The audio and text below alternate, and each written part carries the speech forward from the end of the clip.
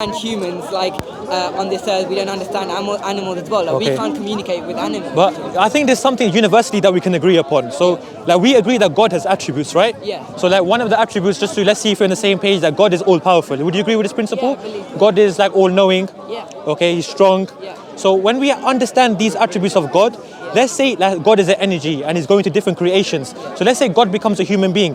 Don't you think that goes against His nature? Because why don't you think it goes against His nature? Because once God becomes a human being, He's limiting Himself. And when God limits Himself, doesn't that mean that He's imperfect?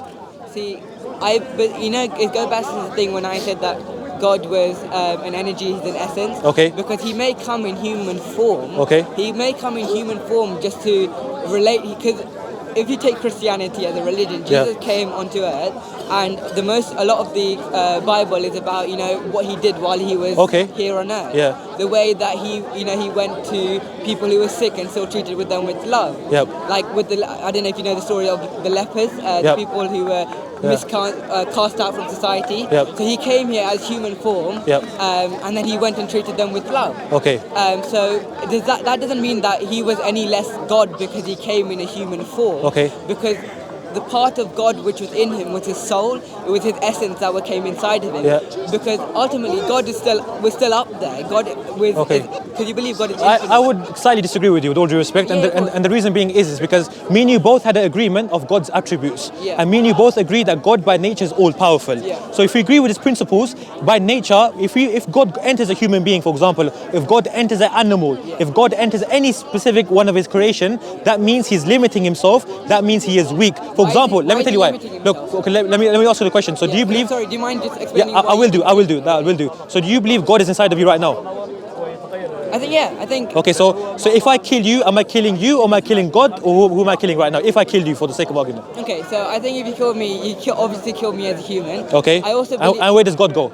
See, the thing is, because God, you believe God is infinite, God is all powerful. Yes, God is all powerful. God is infinite. Do you believe in your soul as well? Do you believe that? As Muslims, we believe we have ruh, but we don't believe God can enter His creation. Let me tell you why. Do you believe God is bigger than His creation? Of course, yes, I believe God. If God is bigger than His creation, how can He enter His creation when He is bigger than of it? Because He's also limitless, so it means that even though if He comes... That's a really important thing that you mentioned. Sorry to interrupt you. You said God... Can I finish? Yeah, okay, go for it, yeah. Because if He comes into any being or something, doesn't mean that He's any less powerful because He's still up there. You said God is limitless. So that means God can do anything. Yeah, of course. Can God cease to exist? No. You said God can do everything. The thing is, I think but if He's limitless, then He can't. Do you believe God is limitless and infinite? So I believe in God's nature. He can. Believe that He's infinite. Do you believe that He's infinite? Yeah, God is infinite. Yeah. So then, do you believe that He can die? No. Yeah, and I don't believe that He can die. No, but wait. You said God is limitless. Therefore, you said God can do everything. So, but when I asked you the question, can God cease to exist? You said no. So that means what you just did right now. What you affirmed is that God has a specific nature that cannot be changed. That's what you affirmed. And the reason, what you affirmed is when I asked you the question, can God cease to exist? You said no. So what you're assuming and what you're affirming right now is that God has a specific nature that befits His majesty. And the reason why I'm saying this is because that also links in when God enters His creation. Just like God cannot cease to exist, God cannot enter His creation. Because if God enters His creation, God is bigger than His creation. So how can you said God is one. No. I don't believe that if God comes into human, that doesn't mean. Okay, now we need to clarify now. Look, let me finish. If God comes into a human into any form, doesn't mean that His whole essence is within this one. I need to clarify. Firstly, when you say God, how many gods do you believe in? Like as I said at the beginning, God is one essence, one energy. So you agree that God has one entity? I believe it's God is one energy, yes. Okay, when you say one energy, you have to be really specific with the terminology. When you say energy, what do you mean? Is He an entity? Does He have a will? Does He have a power? See, what do you mean by that? Sorry, I'm a bit confused. Because in order for us to understand God's essence, we have to understand what God is. Okay. And one way we can understand God is from His attributes. So as Muslims, what we believe in is that we believe in one God. Yeah. He has no son, He has no father, He was eternal. Okay, and He's infinite as well. So that's the terminology that we agree with. We believe God can only be one. We don't believe there's multiple gods. In the Quran, it said if there was multiple gods, indeed there would be quarrels. Because imagine there's two gods, for example, yeah? One God, he wants me to wear a black jacket on, the other God, he wants me to wear like a blue jacket on. Why can't both gods want you to wear the one black? Because that's a contradiction. Because you cannot have a universal will. Why can you not have two beings that are the same thing? Let me tell you why. Because in order for a God to be God, he has to be all-powerful, he has to be supreme, he has to be all-knowing, he has to fit all these attributes. If there was another God like this, then that would be a contradiction. That cannot be two gods. But what if they're the same? What if they're two separate forms, but they're the same thing? How can you define that into reality? So if you have me and you, okay, let's say it's almost like duplicating yourself. Okay. Okay, when you say duplication, we have to understand, when we say God, if he's infinite, how can there be two gods that are infinite? Because if God is infinite, he can be 2, 4, 6, 8, 10, as many as you want. So who created those gods then? That's what. So you're saying to me 10 gods created themselves and they existed? Sorry, what I meant is 10 forms of the same God. No, because firstly you affirmed there's one God. One energy of God, and then you said there's 10 forms. So we have to be really specific with the terminology. He's not Christian, my friend. He's not Christian. He's a Hindu. So there's no need to support him. If you're supporting him, you're supporting polytheism. Okay. Anyways, he's Christian, and you're not a Christian, right? So I try to say what I'm trying to say to you is that he's trying to defend you because he thinks you're a Christian. But that's a different topic. Let's go. That's what. If he's Christian, okay, that's fine. Muslim, whether he's Buddhist or whether he's Jain, does that mean that he can't defend me? Okay, that's points. Yeah. Of course. He's a Christian as well, by the way. As a person, if you agree with what I'm saying, just because you're from a different part, there's a bit of a misunderstanding, my friend. No, there's a bit. He's talking about Jesus in his flesh. He thought he was a Christian. He tried backing you up. That's a different topic, yeah. What we're gonna talk about. But that doesn't mean that he can't be because you. Okay, that's fine. My bad. Okay, no. Okay, my bad. defend. Apologies. You're happy with that, yeah? That's fine. I'm not saying. I don't want you to change. I'm not trying to gain anything out of it. I'm just of course. That's fine. No problem. What I'm trying to have is a conversation in order for us to reason. In the Quran, it tells us to reason. أَفَلَا تَعْقِلُونَ. So when I'm giving you the Islamic concept of God, I'm saying we believe in one God. Tell me if it makes sense. So we believe in one God. He's all powerful. He's all knowing. He doesn't have different forms. He only has one entity. He's one essence. And we worship that one essence. It's a really simple understanding. And you know one thing that's really interesting as well. That there was an Oxford study that was done. It was established in 2014, and they spent I think £1 to £2 million on this project. And what they did is they had an experiment where they put babies on an island, and they had no human contact at all. So all those babies, they were born to believe on one creator. So naturally. Sorry. They wouldn't have just put babies on a random island. No, there was an experiment done, and there was scientific studies that was done as well. So they just chucked babies on a random island. It's a bit more complicated to that, but what I can do is I can show you the studies. But it's an Oxford study as well. It's not a problem at all. But what the point was is that it's naturally believing to believe in one God. It's not natural to believe in one God with 10 forms, or if there's like multiple gods with different energies. It doesn't make logical sense. And what I'm going to say to you is that when you have these beliefs, would you say this is a subjective belief? What do you mean? So is this belief, when you say that one God but 10 different forms, is that something that's based on your opinions and your beliefs, or is this based on objectivity? No, it's based on my personal experience. So do you believe your personal experience is the truth? See, I believe that. Wait. Like your criteria, I'm trying to understand.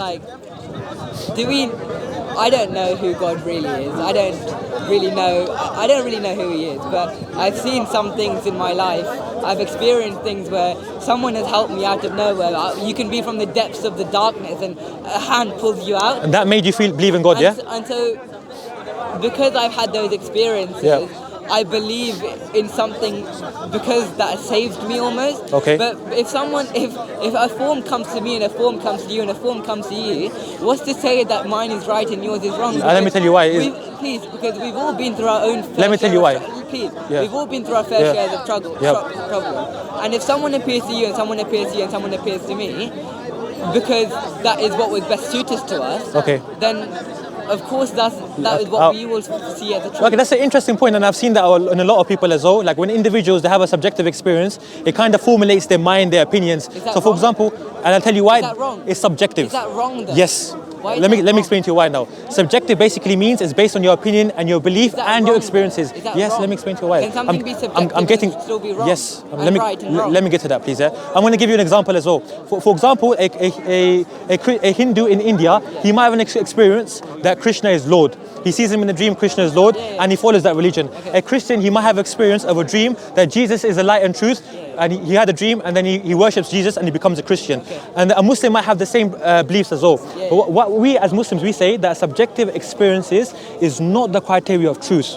we don't substantiate evidences from your feelings, from your emotions. What we do is we use our reason, we use our rationale, we use our logic. In the Quran, many times it tells us to reflect upon Allah's sign. In the Quran, many times it tells us to use our reason to understand what makes sense. So when it comes to Islam, just so I can give you a brief summary so we're on the same page. Yeah, because what in Islam is that we believe in one God. So when we believe in one God, all the messengers, they came with the same message. And they came with the message to worship one God.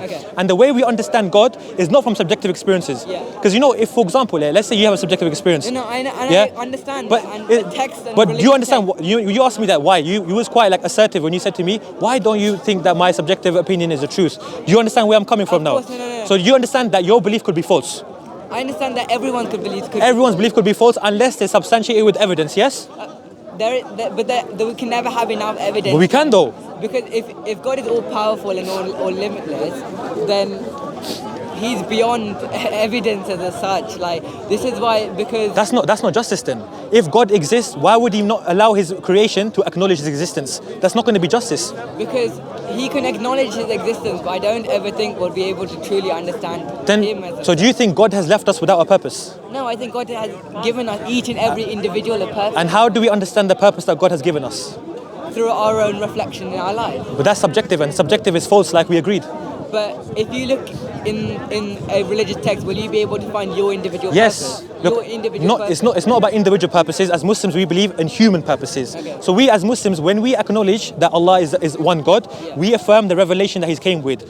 So first, what we have to establish is, like, for example, as you know, as Muslims, we believe that Prophet Muhammad, peace be upon him, is the last messenger. So we have to establish, if the Prophet Muhammad was the last messenger, if he was truthful, then we have to accept with his message. So as Muslims, we believe every single prophet, they came with the same message, to worship one God and to not associate with any deities with God, to worship one God. So Jesus, Noah, Abraham, Prophet Muhammad sallallahu, they all came with the message. So what they did is they came with revelation to convey to the people. And what the interesting thing that I want you to focus on is now, what God did to differentiate the prophets is to give them miracles, to give them prophecies, in order for them to differentiate from people to claim to be prophets. Because nowadays we see many people making religions to believe in their religion.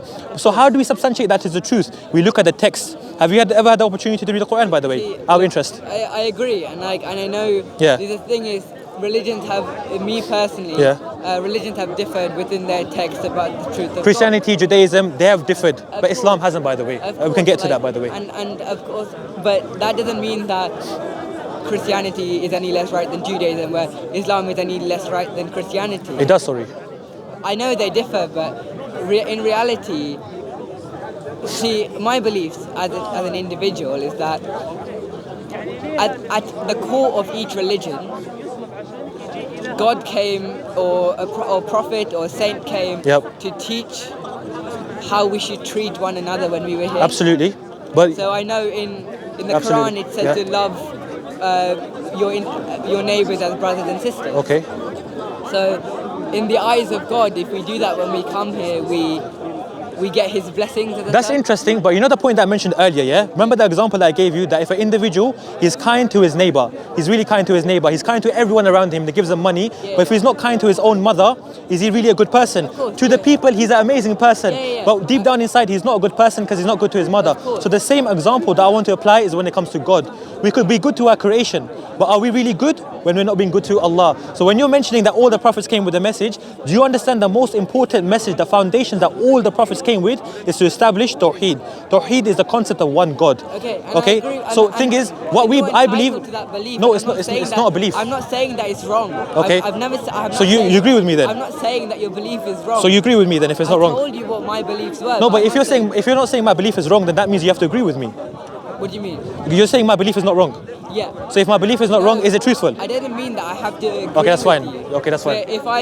We are all entitled to our own belief, and I don't think any of us are wrong. The only issue is, you said I know what you believe in is the truth and the wrong. With all due respect, I believe you contradict yourself. With all due respect. Yeah. I believe that you believe in a right and a wrong, in a truth and a false. Yeah. But I believe that there can be many truths. Do we believe in universal knowledge? What do you mean by universal? So do we believe as humans, do we all believe that hitting a baby or killing a baby is wrong? See, the thing is, I think No, because I think personally, I think that's wrong.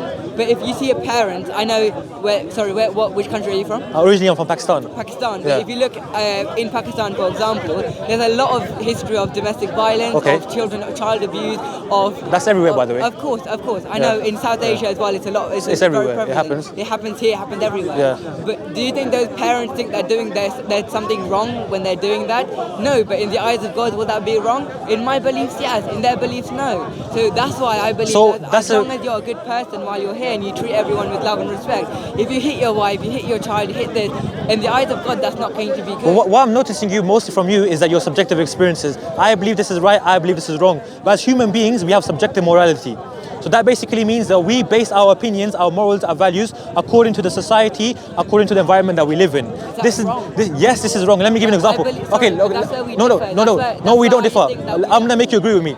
3,000 years ago, if you was living in ancient Greece, if a baby was born with a deformity, what the ancient Spartans used to do, they used to kill that baby. The reason why they used to kill that baby is because from their moral principles is that those babies would not be able to help them in a battlefield. So they had their justifications according to their environment and consensus. Now I want to ask you, if you was living in ancient Sparta 3,000 years ago, would you agree with this principle? The thing is, be sincere, by the way, yeah? But I don't know. See, I don't know. You don't know. That's the problem. That's why religion comes to the picture. Let me tell you something really interesting. When it comes to Islam, it's objectivity. So murder will always be wrong. Incest will always be wrong. Adultery will always be wrong. That will never change because religion is objective because we get our revelations not from man-made individuals. We get it from the Creator. And the person that is most wise to determine the laws and legislation that we live by is the Creator of ourselves. The Creator of you knows you better than you know yourself. You would agree with this? So if the Creator knows you better than yourself, then you have to follow His divine revelations. And the only way that I can convey that to you is that you have to accept that Islam is the truth. And at the moment you don't.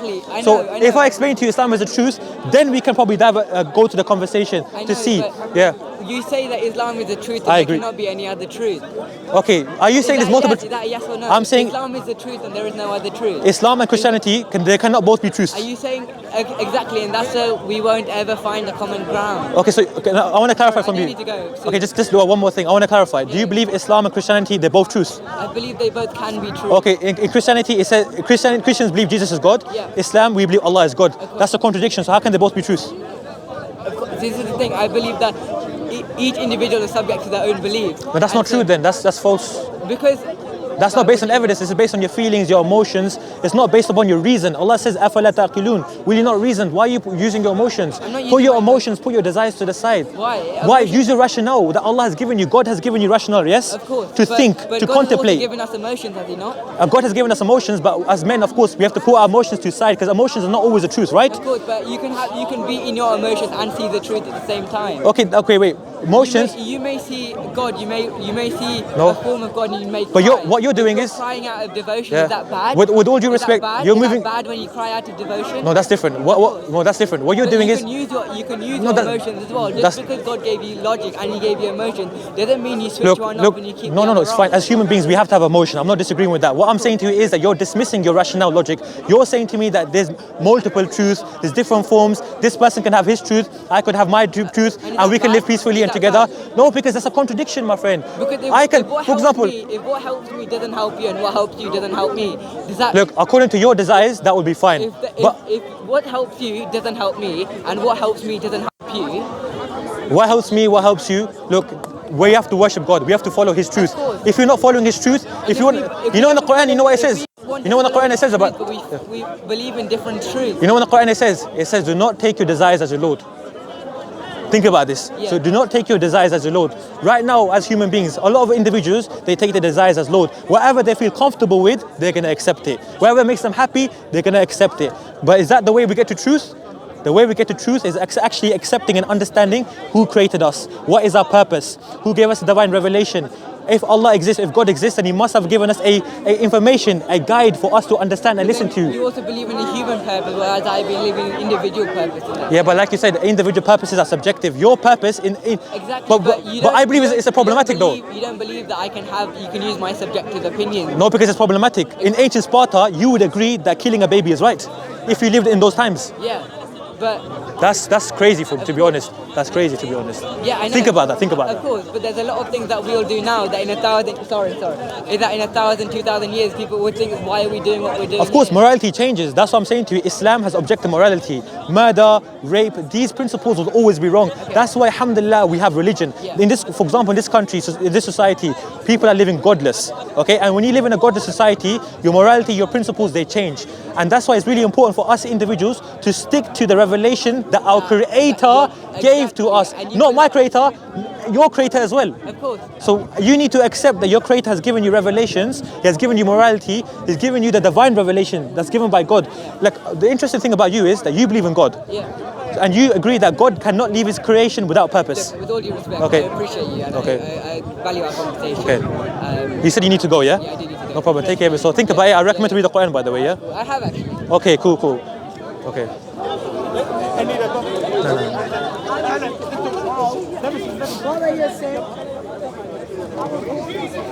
Okay, it's Maghrib time now, is it? What? Check times. We pray Maghrib.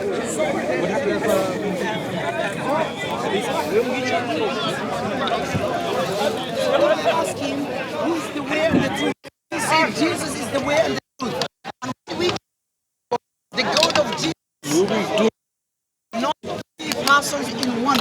And it believes of same God, and that God is three persons.